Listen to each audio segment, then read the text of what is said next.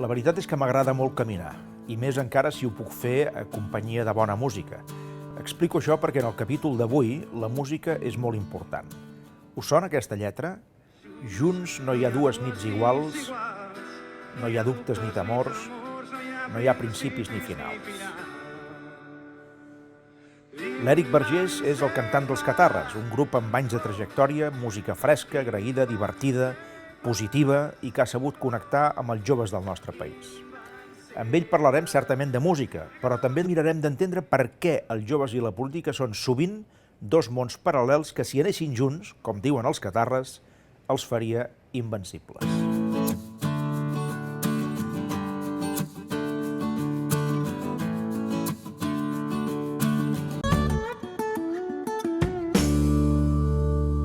Avui tenim un nou capítol d'aquesta sèrie de videopodcast que estem fent que es titulen A favor de la política i avui concretament en tenim un amb l'Eric Vergés, que és un músic, cantant dels Catarres, i jo li agraeixo molt que hagi acceptat doncs, de participar en aquest videopodcast i de parlar una mica d'això, no? De la relació de la gent jove amb la política, amb el país. Anirem endinsant-nos una mica en aquest terreny.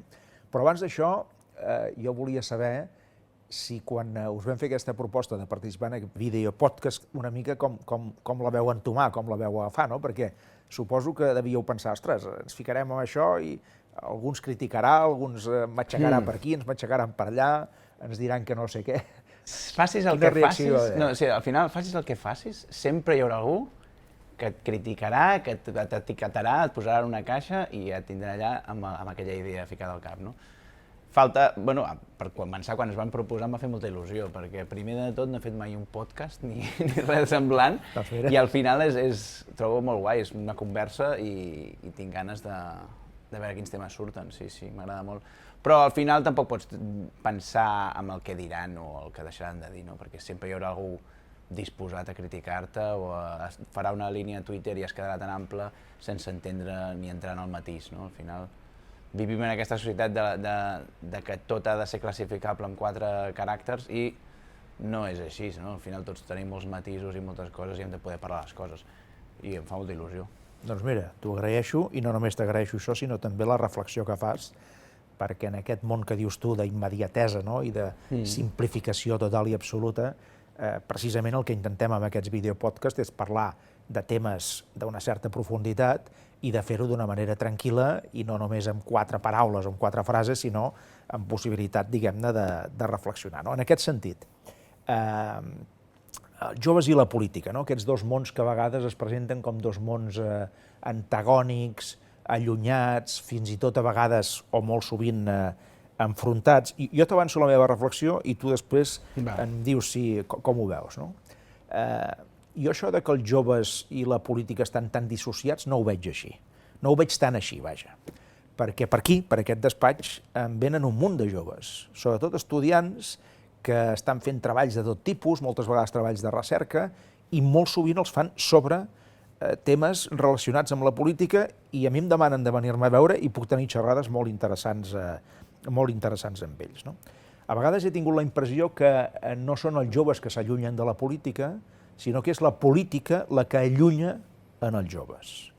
Les maneres de fer de la política allunyen els joves. I després hi ha una altra cosa, que és que els joves, per definició, quan es fiquen en alguna cosa, volen canviar l'statu quo. És a dir, aposten per canvis, no volen simplement ser conservadors, no? Intenten canviar les coses, no? I és clar, això es renyeix amb la política, perquè la política és bàsicament acomodatícia, no? Podríem dir que la política apoltrona, no? Una mica aquesta reflexió com la veus tu? Estic d'acord amb que els joves, o sigui, primer de tot, aquest monolit, no? Els joves com a entitat. Tampoc estic molt d'acord perquè de joves n'hi ha molt diversos. Cert. I cada vegada més, em penso, no? En aquesta societat que vivim amb tanta informació i tantes opcions, al final és difícil parlar dels joves com a col·lectiu. Jo, per exemple, al meu cas, quan era més jove, quan tenia 20 anys, sí que s'aplicava aquest tòpic a mi, perquè no m'interessava gaire la política, no acostumava a llegir, no estava implicat en gaire res, però amb els anys m'he anat com incorporant i m'he anat, doncs, no sé, deixant interessar pel que passa i al final és una mica normal, no? Quan ets més jove potser tens altres interessos, però no és una cosa, no és una tònica general. Hi ha molta gent jove que està super implicada, interessada i fa moltes coses, no? I això ho he anat veient també amb el grup, no? Que he anat coneixent amb molta gent. I és curiós, no?, veure, jo pensava, jo quan era jove no tenia aquests interessos ni aquesta implicació de dedicar tantes hores a causes socials, etc. I ara això ho veus. I tant. Això ho veus, i ho veus molt. Sí. Vull dir que al final sempre és, no, el tòpic, els joves i la política no encaixen. No és veritat, de fet la majoria de polítics jo crec que comencen molt joves, no?, i es comencen a interessar per la política amb unes edats molt joves, no? Molt primerenques, sí. Llavors, sí que és veritat que això que deies que quan ets jove tendeixes a veure les coses molt més blanc o negre, no? I sí que, clar, vols interessar en la política per canviar les coses, no? Amb una visió potser més radical, entre cometes, no? I quan et vas fent gran, vas llegint, vas parlant amb la gent, vas tenint experiències, doncs te'n dones compte que de blanc o negre no hi ha res. Vas introduint els grisos. Exacte, no? I com més gran et vas, més veus que més grisos hi ha. Ara et llegiré una frase que tu... Vaja, més que una frase, és un fragment d'una cançó vostra i, per tant, això tu coneixes millor tu que jo, no? Diu, ja sé que avui t'has llevat trist i que no trobes cap motiu per ser feliç i honestament sembla que el món se'n va a la merda per moments, no? Això tu diries que realment enganxa amb la realitat, amb el pensament de molta gent, i ara no dic només gent jove, però també especialment gent jove, i que en el cas dels joves això ve una mica per una certa manca d'expectatives de futur, diries, o no? Ve per moltes coses. Jo penso que portem molts anys, ja, dècades, amb aquest missatge de que el futur és molt negre. Ja tant a nivell climàtic, no?, a nivell del món en si, que sembla que està canviant tot i sembla que és innegable, no? I també políticament, econòmicament, no? Sempre hi ha una crisi a l'horitzó, sempre hi ha una mena de núvol. Sí, de núvol fosc allà, que ens està esperant a la pròxima dècada, i sempre surt algú que... Bueno, el pessimisme és constant, poses les notícies, sempre hi ha males notícies, no? I tu creus que aquests núvols que hi ha ara no hi han sigut sempre en diferents èpoques i etapes, encara que fossin núvols diferents, però també eren núvols? Sí, crec que com a éssers humans som addictes una mica a aquest drama o a preveure aquesta dificultat, no? És el que ens ha fet sobreviure durant mil·lennis, doncs és això el que ens atrau i prestem atenció a la dificultat i al problema. La cançó aquesta, precisament, parla una mica d'això, no? De dir, ostres, tot això sí, és veritat, i no ho hem d'ignorar i no hem de veure que no passa res i que tot està bé. No ho està. Hi ha molts problemes i s'han d'anar solucionant. Però també, de tant en tant, caure en aquest pessimisme pot ser perillós perquè pots caure en l'apatia, també, no?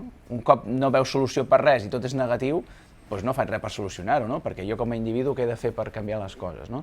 Doncs és una mica el que diu la cançó al final és sí, està malament, hi ha molts problemes, però també t'has de donar compte que és un miracle gairebé, que està viu, i la casualitat que s'ha donat perquè tu puguis néixer i estar en aquest planeta i ser estimat i regalar amor a les persones que tens al voltant, doncs també és una cosa màgica, no? I l'hem d'apreciar i per això ho hem de lluitar, al final. De fet, aquesta cançó segueix dient, i això és una mica el contrapunt, no? Diu, no passa res, tots som així i ens oblidem del que tenim tan fàcilment i de tant en tant cal recordar que tot està bé, amb un punt d'exclamació. I això em lliga amb una altra reflexió que deies tu ara, que m'enganxo aquí, que és, home, precisament el fet de ser una gent que naixem, vivim o venim, no?, a un continent com l'europeu, on tenim un munt de garanties, de seguretats, d'esquemes del benestar, que molts altres llocs del planeta simplement no tenen, i no parlo només de llocs poc desenvolupats, sinó amb altres cultures molt competitives, amb economies molt emergents o molt consolidades, no tenen els nivells de benestar que tenim a Europa, no?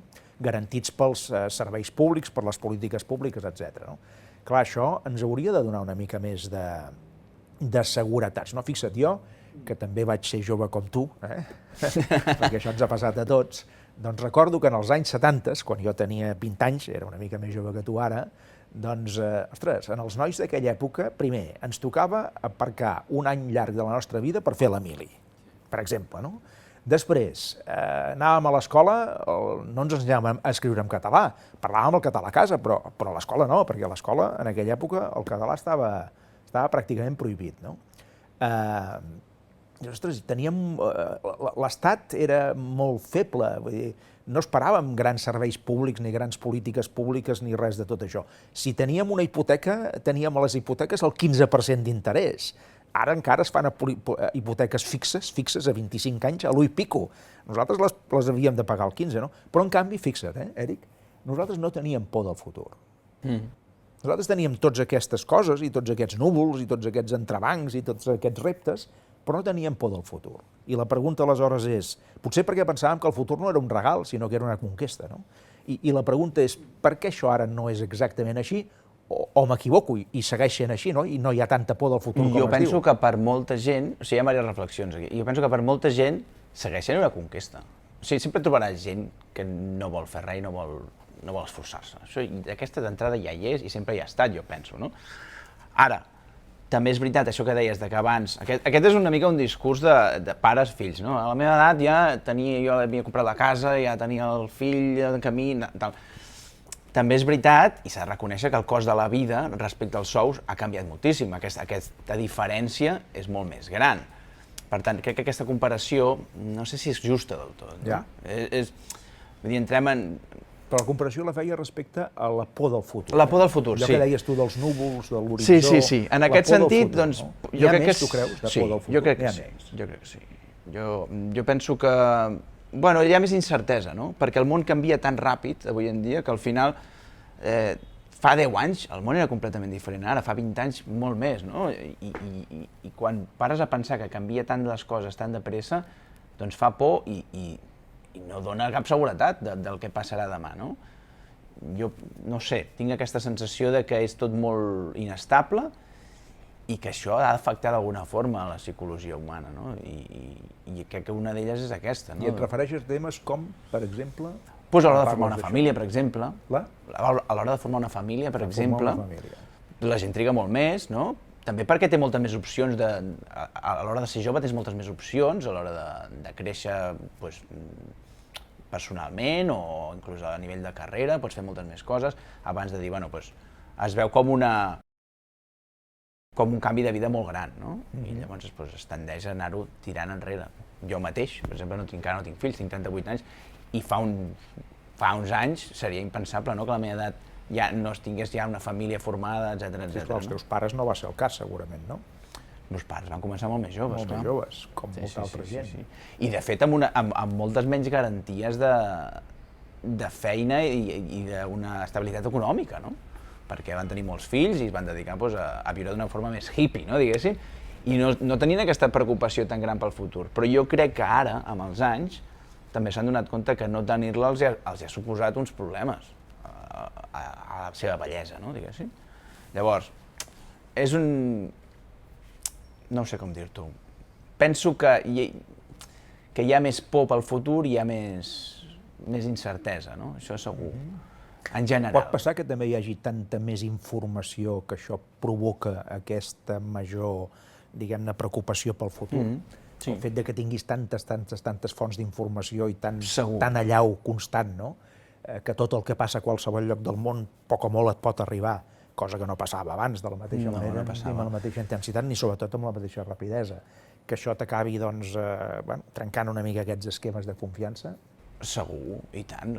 Tenim una sobrecàrrega d'informació bestial, no? D'informació i sobretot negativa, no? I també una cosa que passa molt als joves, penso, que jo ja no m'hi considero tant, però em segueix passant en certa mesura, és el fet d'estar exposant la teva vida i que tothom exposi la seva vida a internet constantment i vulguis que no hi ha aquest element de comparativa constant amb els altres. I com que tothom només ensenya la part positiva, a Instagram, a el que sigui, no? Tothom està ensenyant sempre lo bo, i les vides sempre són meravelloses i perfectes, i mai hi ha aquest element de normalitat que al final ens estem com comparant, potser d'una forma subconscient, ens estem comparant als altres constantment i tampoc és bo, tampoc és sa, no? I mai arribem a aquest punt de satisfacció perquè, hòstia, sempre vull allò més, no? Sempre necessito una altra cosa. I això, doncs potser no tenim cases, però tots tenim l'últim model de mòbil i tots tenim el no sé quantos i ens estem gastant uns calés també importants amb això perquè se'ns està venent que la felicitat arriba a través d'això, no? Ja. I no a través d'unes coses potser més normals i més quotidianes. I va a més, tu creus, això? Va a més, això? Sí. Va a més. Sí, perquè vivim en aquesta època de consum desenfrenat i de la sobreexposició. Sí, també. Sí. Jo crec que ha de canviar moltes coses perquè això deixi de ser així. Però ara mateix vivim en aquest model de... Bueno, no sé com dir-ne, però és un model de que el consum és extrem, és molt consum, i anem a més, i a més tot dura molt poc, no? Ens comprem, l'exemple del mòbil, un altre cop, no? Ens comprem un mòbil que és més potent que qualsevol ordinador de fa 20 anys, però ens dura un any i pico i ja en volem un altre. I arribem a uns punts de ridícul, no? De plegat, comprar roba constantment, comprar tot constantment, no? Fa falta? Cal? No? Però clar, quan ets jove no t'ho planteges tant, no? I segueixes una mica el carro, el que es porta, o el que et diuen que has de fer, no? Perquè veus a tothom que ho fa i tu no et quedaràs enrere, al final, no? Ja. I segons el teu parer, què falla a la política perquè els joves s'identifiquin més amb ella mateixa? Penso que hi ha la sensació que des de la política es fan moltes promeses i es diuen moltes coses, però la realitat és que no s'acaba de canviar mai res, no? Que és una mica el que dèiem abans, no? Que els canvis aquests són lents i això costa molt d'entendre.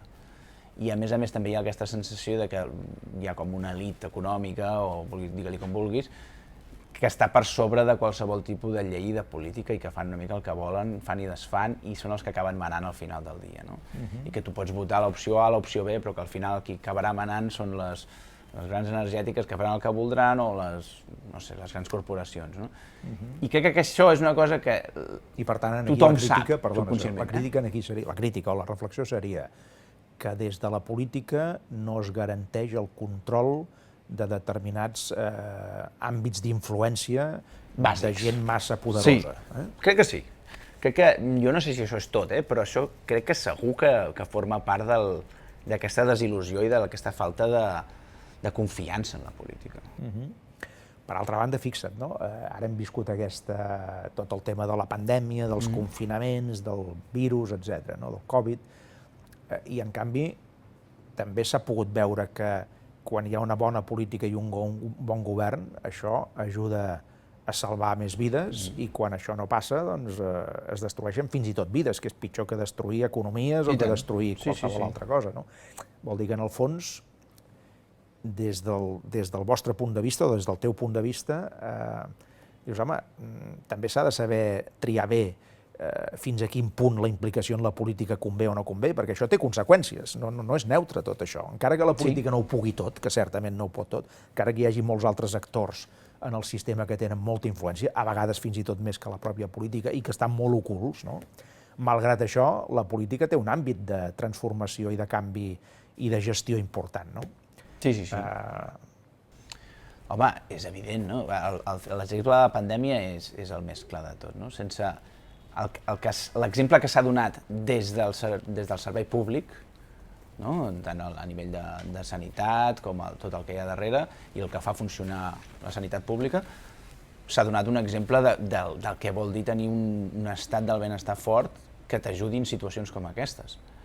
I des d'uns sectors privats no s'hagués aconseguit tot això, jo penso. Hi ha molts països, d'aquests que deies abans, com els Estats Units o així, on no hi ha aquesta sanitat pública, ha estat un drama en molts casos, on els que tenen, doncs molt bé, però els que no tenen, què passa amb ells? Doncs això és clar que necessitem la política i és evident que necessitem algú, que la gent estigui interessada i que l'entengui per poder gestionar els recursos que ens donem entre tots. Quan parleu entre vosaltres de temes allò que creieu que la política hauria de prioritzar, què esteu pensant? Amb l'estat del benestar, m'imagino, el tema de les pensions, en parleu, el tema del medi ambient, el tema de les pensions sempre és el tema que sempre... La frase més escoltada és la frase de... Quan a mi em toqui tenir pensió ja no existirà el tema de les pensions. Que també penso que és una perversió, perquè com més es va dient, més t'ho vas ficant al cap, no? I és com... Em dóna la sensació que hi ha com una mena de pla, perquè tots acceptem... Però vas cotitzant cada mes. Sí, no, evidentment, jo vaig cotitzant, però hi ha com una mena diguem-ne, conspiració, que és com anem dient aquest missatge de que ja no hi haurà pensions perquè tots quan arriba el moment no acceptem. I no té per què ser així de cap manera, no està demostrat de cap forma, no? Llavors, però sí que em fa gràcia cada vegada que algú diu, però per què? Per què ho diem? I jo també ho he dit a vegades. Penso, però per què ho estic dient? Sí, no ho sé, no? Però hi ha com aquesta sensació de que això no pot durar gaire, no? Ja és un sobreentès, això. Sí, és com un sobreentès que aquest estat de benestar que ens hem construït des de fa tants anys ja no pot continuar, no? Però per què no? Depèn de nosaltres només que sí sigui. Llavors, canvia, hi ha com aquesta també mentalitat derrotista, una mica, som com que ens hem anat integrant, no sé d'on surt, però ens l'hem anat integrant i que és una cosa que tots nosaltres ens hem de treure al cap, penso. Està clar. Parlem una mica de les vostres causes com a grup, no? Com en aquest cas com els Catarres, no? Vosaltres recordo que us veu implicar a l'octubre del 17 i entorn de tot allò, parlant del tema del procés català i del procés sobiranista, us veu implicar en el tema del referèndum, aquí us veu clarament mullar, no? Jo crec que també us heu implicat i us heu mullat en parlar de la Catalunya real. Jo arribo a la Generalitat a finals del 2010, en plena crisi econòmica, amb l'atur desbocat, etc. I recordo aquella cançó vostra on te parleu de la Jennifer i una mica la història que hi ha de l'amor criticat o impossible, etc. I parleu de la Catalunya real, perquè esteu parlant de la Choni de Castelldefels, per entendre'ns, de la Castefa, no? Amb aquell convençut de les essències del país i de les tradicions i de tot plegat, no? I al final dieu, escolta'm, això és possible i ens en sortirem, perquè al final els somnis, aquest tipus de somnis passen per davant d'altres coses, no? Parla'm una mica d'aquestes causes, dels Catarres en aquest cas. A veure, en el tema de Jennifer, sí que penso que no s'ha acabat d'entendre tampoc el tema de que al final és una gran ironia tota la cançó, no? Primer de tot perquè jo, des del meu punt de vista, no conec a ningú que hagi tingut problemes per sortir amb una persona, diguéssim, ell ser molt català o ella ser molt catalana i sortir amb una persona contrària, no? Això també és com una... Però s'ha dit que el procés ha trencat... S'ha dit, però en el dia a dia de la gent jo això no ho he notat. Jo no ho he notat, potser sí que hi haurà alguns casos més extrems, però en general jo crec que la gent segueix coneixent els seus veïns i potser que sí que hi haurà gent molt polititzada que tindrà unes idees molt radicals i tal, però en general jo penso que la gent segueix convivint i convivint molt bé. I en el tema de la Jennifer doncs, es tractava d'uns exemples molt exagerats que era com per fer una mica de riure i enriure'ns una mica de nosaltres mateixos, no? Al final, les causes dels Catarres, doncs, al final són les de tothom, no? De tenir una vida feliç, no? De celebrar l'alegria i la vida i l'amor de les persones que ens tenim al voltant, no? Que és el més bàsic i el més absolut que crec que tothom pot compartir, no? De saber valorar les coses bones, reals de la vida, que són aquestes, les relacions humanes que compten, no? També us veu implicar en una causa política, i ciutadana, que era el procés sobiranista. Aquí vosaltres ho veu mullar. I encara hi estem, o sigui, més que en el procés sobiranista, nosaltres estem implicats en la cultura del nostre país, en el nostre país com a la nostra nació, no? Per què? Perquè, bueno, si et dediques a aquesta... Ho veus, no?, que la nostra llengua, tot el que vol dir el país, està en atac constant. Potser no és un atac directe o un atac voluntari, però sí que hi ha com una allau cultural constant sobre Catalunya. I aquest allau cultural que ve d'Espanya, que ve dels països anglosaxons, de tot arreu, ens arriba per televisions, ens arriba per ràdios, ens arriba per internet, per diaris, i estem constantment en inferioritat en tots aquests aspectes. Llavors, si les persones que tenim una veu pública i cantem en català o fem alguna cosa en català, no donem la nostra opinió i no intentem normalitzar aquesta opinió, que sigui una opinió vàlida. Intentem que... Vols dir, si no ho fem nosaltres, vosaltres, si no ho fem nosaltres, qui ho farà? Qui ho farà, no? És a dir, la gent que no diu la seva opinió, no, jo no vull opinar d'aquest tema, Bueno, però no estàs opinant d'aquest tema, no estàs posicionant-te en aquesta mena de lluita, diguem-ne així, el que estàs fent és posicionant-te amb el que té la força. És així de senzill. Quan tu no vas a votar, estàs donant força al partit més votat. Quan tu no et posiciones en una lluita entre un dèbil i un fort, estàs donant la força al fort. És així de fàcil. Claríssim. I per això penso que hi ha un punt que ens toca, que tenim una certa obligació moral, si ens estimem aquest país, si ens estimem, ja no tant si ets independentista o no, que també puc entendre que no ho siguis, però si t'estimes aquest país com a tal i el que hem construït durant aquests anys, ostres, crec que val la pena dir-ho i que val la pena defensar-ho, perquè és molt fràgil tot plegat, no? I ara més que mai, perquè tornem al mateix de sempre, al món de la informació que vivim hi ha una allau constant que és molt difícil de superar si no ens hi posem una mica durs. El fet que en aquests darrers temps, ja parlo d'uns quants anys ara, tot aquest tema del dret a decidir, del votarem, del decidirem el nostre futur, la possible Catalunya independent, etc. Tot això s'ha anat refredant, no? És evident, no? Això ho noteu molt, vosaltres? A veure, s'ha anat refredant, sí. S'ha anat refredant. Jo penso que sí, pel tema de la desil·lusió que va ser, el fet que estàvem tots molt il·lusionats, o una part del país estava molt il·lusionada, i va haver-hi com un gerro d'aigua freda, va haver-hi la repressió, segueix estant-hi, i, bueno, la gent ha continuat les seves vides, jo crec que qui és independentista segueix sent-ho, però potser ja no es tirarà tan ràpid al carrer veient que no hi ha darrere potser una voluntat des de dalt per portar-ho a terme, no? I donar aquesta sensació de dir, bueno, jo sóc independentista, però ara no m'aniré aquí a fer unes manifestacions, a tallar carreteres. Tu creus que és el que ha calat això? Una mica també per la gestió de com s'estan fent les coses des de la pròpia política catalana? Sí.